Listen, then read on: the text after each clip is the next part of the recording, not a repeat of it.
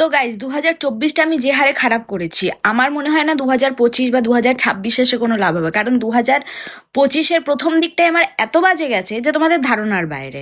2025-এর প্রথম দিকেই আমার পেজ গেছে। 2025-এর প্রথম দিক থেকে আমার শরীরটা ভালো না। এবারে আমার মনে হচ্ছে সোজা 2100 যদি আসে, তারপরেও আমি জানি না, আমি কনফার্মেশন দিতে পারছি না আমার দিন ভালো যাবে কিনা। এই যে অনেকে বলছে না 2024-এর জায়গায় 25-এর জায়গায় 2026 করে দাও, 2027 করে। কেন ভাই, তোরা কি করে নিবি 2026-27-এ? এমন কি করে নিবি যেটা 25-এ করতে পারছিস না? শোন, যেটা 24 গেছে সেটাই 25 যাবে, সেটাই 26ও যাবে। তো আর ভালো সময়ের অপেক্ষা করে লাভ নেই।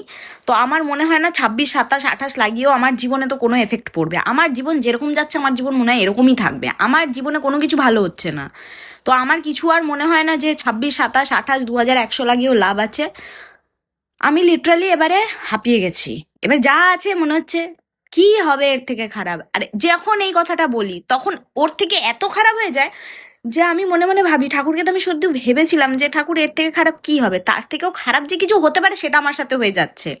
তো লিটারালি আমার কাছে আর কোনো ওয়ার্ড নাই।